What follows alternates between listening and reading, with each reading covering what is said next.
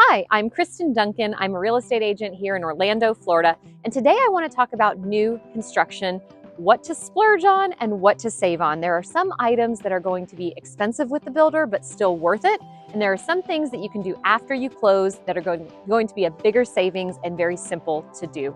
So let's start with the splurges on the exterior of the home. I have three major ones to talk about. First, let's talk about the elevation, which is how the outside of your home looks. Typically, a builder here is going to give you 2, 3, maybe 4 choices of how you want the exterior to appear. So when it comes to making your home stand out and have great curb appeal, I think this is a good plan and a good thing to splurge on when you build the house. So for example, if there's any stone you can get on the exterior, brick, anything just a little different, tiles, or if you can add a front porch. This is stuff that's kind of tricky to do later on and might look like an after the fact item. So if you can do that when they're building the house, it's often worth the splurge. So the second thing I'm going to talk about are gutters. And this seems like a simple thing, kind of, oh, I can do that later. You need gutters in Florida. The builder is already putting the roof on, so it's going to be much easier for the roofers to just put the gutters on at the same time. The builder doesn't typically charge too much more than a gutter company actually does. So if it's just a little bit more money and they can get it done professionally while the roofers are there, I'm gonna recommend it. This is not something you wanna wait a year or two to add to your house in Florida. We have a lot of rain and a lot of moisture, and this is gonna prevent settlement, disruption to your landscaping, all types of issues outside. So the third one I'm going to speak about is a lanai. If you plan to add a lanai in the future, I would say go ahead and add the cover so that your roof looks like the rest of the house and is the same age as the rest of the house. And the same thing with the slab. You can actually add the screens later if you want. That's not a huge deal and fairly inexpensive, but I do recommend adding the cover and the slab. So let's finish up talking about splurges on the interior of the house. Ceiling height is a big one. A lot of the builders are going to automatically include a really nice ceiling height in your home. That's a really great perk in Florida. You want big windows, lots of natural light. Ceiling height helps with that. Great for resale value as well. Gives you a nice regal feel when you walk into the home. So if you think you want higher ceilings than the builder offers, obviously you can't do this later. Go ahead and splurge on that now. Something else to splurge on is going to be the size of the back door. If you have a view and you have the option of like a 2, 3, 4 panel sliding glass door, go larger, especially if you're going to install a lanai, especially if you're going to add a pool or have a view behind the property. This is something that just automatically gives people, guests or buyers in the future, a great view of what you've paid for in the backyard. So this is a huge plus that can be worth a lot in the future. So this is a biggie. This is probably the biggest regret I hear from buyers and sellers is the number of outlets.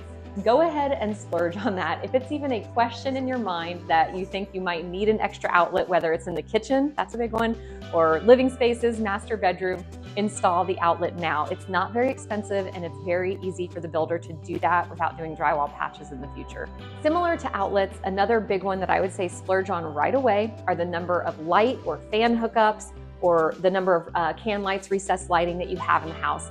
It's just easier to do up front. You don't want to be doing drywall things in your house if you don't have to after you close.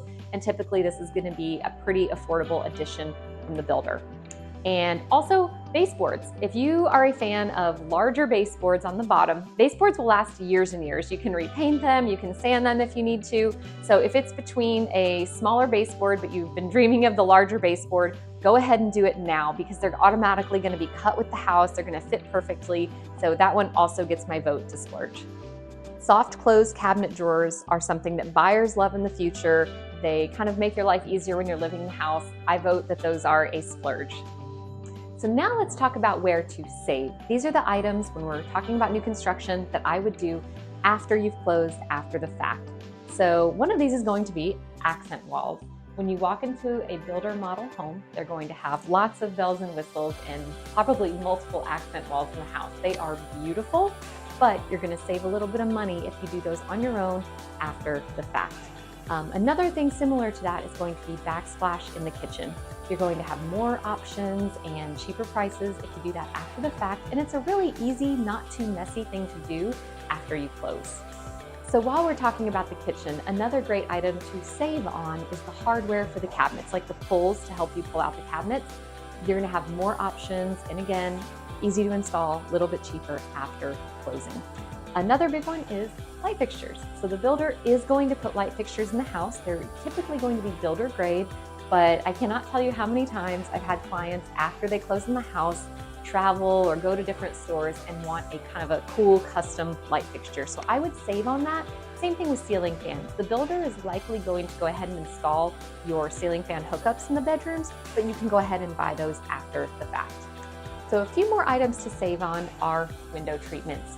Now, oftentimes your house is not even going to come with blinds.